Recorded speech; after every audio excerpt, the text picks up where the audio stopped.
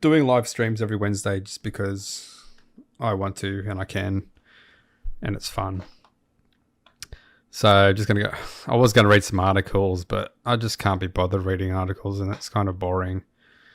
And I hadn't read them previously, and I want to go over the stuff prior to doing any sort of live stream. So I just thought I'd find some videos and just go through some videos and just comment on them and see if there's anything interesting. But I've got a few videos picked out that is purely about AI, but I just thought I'd start off the live stream with an initial video, which I don't think has anything to do with AI, just a Joe Rogan clip. Whatever, just doing it because I'm bored. Foreign country. Of course you'd hate America. Of course you'd hate what we do. I mean, look at what's going on right now with this Ukraine-Russia thing. Look at how much money's being funneled through that. How much insane amounts of money. Yeah, and most of it's like embezzled, right? Who fucking knows? But again, it's not zero. It's not 0%. Most of it's embezzled. It's getting embezzled. And the fact that all of a sudden no one wanted to admit that Ukraine had always been a very corrupt country. There's a crazy Twitter exchange between Candace Owens and the New York Times, where Candace Owens was talking about how corrupt Ukraine is. And then the New York Times says to her, like, what evidence do you have that Ukraine is corrupt? She goes, oh, you mean the links from your fucking newspaper? And just from like 2016 and before that, there's all these fucking stories about how corrupt you. So they've got actual articles and stories about Ukraine being corrupt in the past, and they haven't even gone back and checked. They're just going with, it's just short memory of people. It's like, oh, how do you know? Is it just the turnover of people? They don't remember that stuff, or I have no idea. That's just weird. So they're called out on that. Ukraine is in the New York Times. They didn't even bother looking it up because when you're in the cult says you support Ukraine. Do you want Ukraine to win or do you want Russia to win? Like, what the fuck are you? I don't know if it's a cult. I think people.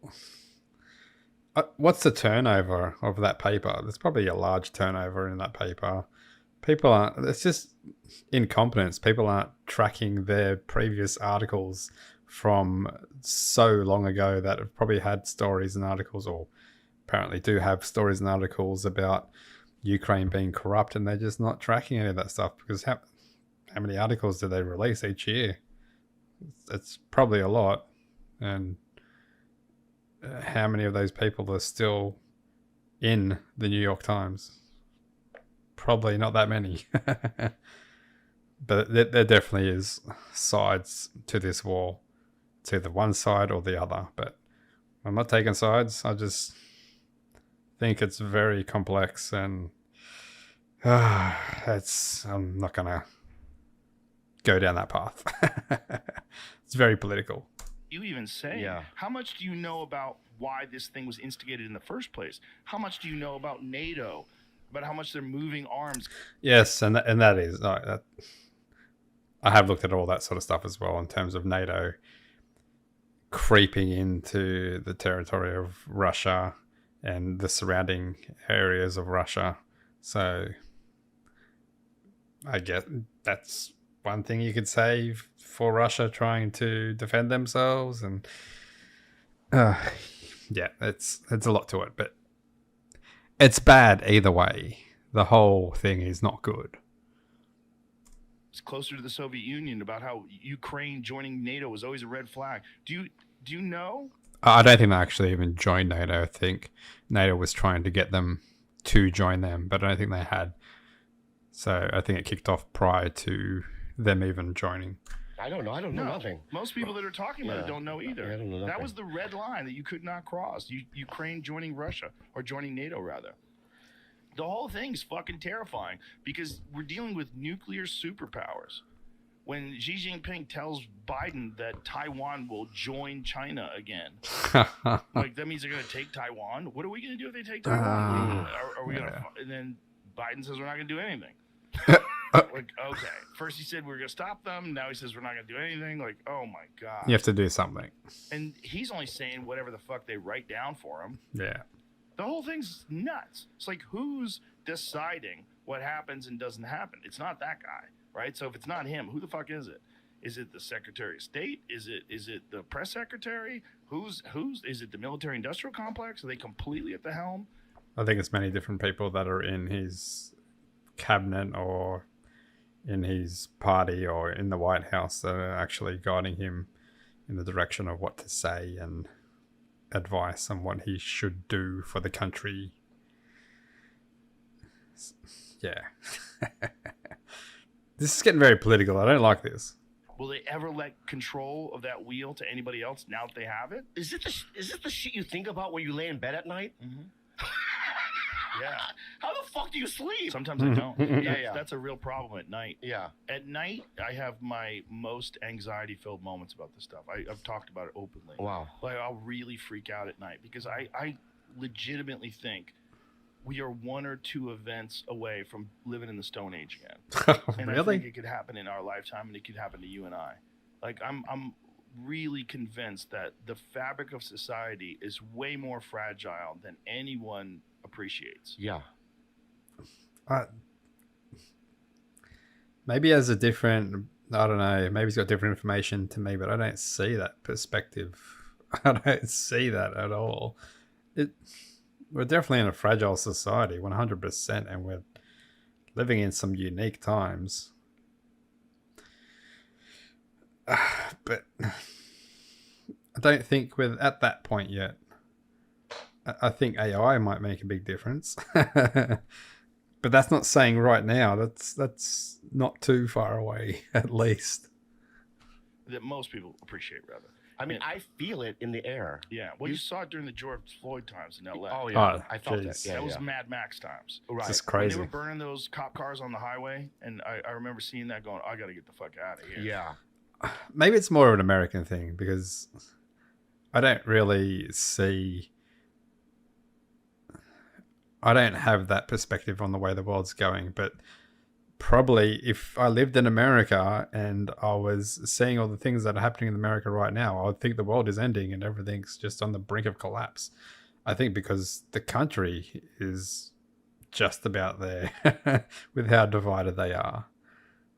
Other countries, I'm not too sure.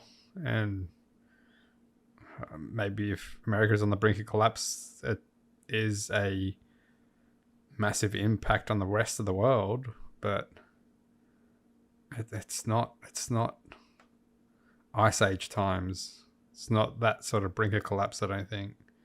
Brink of collapse for a country. Oh, excuse me. Brink of collapse for a country, yep. For the world, can't see that yet. Potential, but not yet. This ain't going to get better. Was it that or COVID that made Both you, those things. and the money, probably like taxes? No, that was not even a consideration. Taxes, It was okay. nice, but it was the freedom. It was Taxes. these fucking dipshits like the mayor of Los Angeles telling everybody what businesses they can and can't have open, what's essential and non-essential. Like, says who? Yeah. And after a while, when a bunch of people had COVID and then gotten over it and they were fine, I was like, well, wait a minute. Like, how scary is this? And why are we closing everything down? Why aren't we giving people choice? And then when it never opened. I bought into it. Of course you I did. didn't even leave the house for 2 fucking years. Me too. I didn't even go to the grocery store. I had to spray everything down. Doritos, spraying it with. It was insane. Well, my whole family got this guy's it early great. on, Yeah. before there was anything, before there was a vaccine, before there was anything. And I didn't get it. And I didn't do anything different. I hugged my kids. I fucked my wife. I hung out with them. I just took care of myself. Yeah, you've had a COVID though, right? Yeah, I got it eventually. Yeah, I got it too. I Yeah. got it when the think everyone's Delta got it. variant was around. I got it when I was doing arenas in Florida. And I got it because I was hanging out with my friend John Showman. See, that was a scary variant, the Delta variant. If you got the Delta variant and you survived that, it's a more potent variant than the Omicron. The Omicron was just widespread. Everyone got that, but did hardly anything.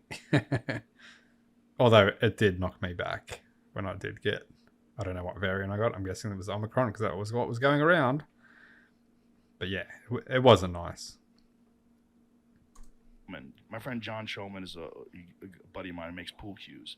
and he lives right there. And I got to see him after the show, and we played pool till like 3:30 in the morning, and I was exhausted. I had like fucking 5 margaritas, and then I got sick. But even then, it wasn't that bad. But my point is, like, my whole family got it, and I didn't get it. They weren't vaccinated. No, there was no vaccine back then. Okay, so yeah. And I didn't do anything different, man. Yeah. I remember I worked out 2 days where I was tired, and I realized I was fighting something off. Like, there was 2 days where I was in the gym. I was like, you know what? I'm just gonna go through the motions here. I'm just gonna lift light weights and just like let my body like break a little bit of a sweat, but no exertion. Just get some circulation going. So I did like some kettlebell exercises, like 35 pounds. Nothing strenuous, like just nice and light, and just get the body moving. And then the next day, I went back in the gym. I feel the same thing. Today, same thing. Did some push-ups, did some chin-ups. Nothing crazy like 5 reps of 5 chin-ups. Not just a little bit of exercise. Nothing strenuous. And then the next day, I felt great. The next day, I had a full regular workout. So whatever it was, I fought it off. And so then I was like, well, what is at play here? How much of can your immune system stop this? Or is it something that you 100% get? No, it seems very infectious, but it also seems like if you have a healthy immune system, this isn't a death sentence. I think it's things that you took as well, though.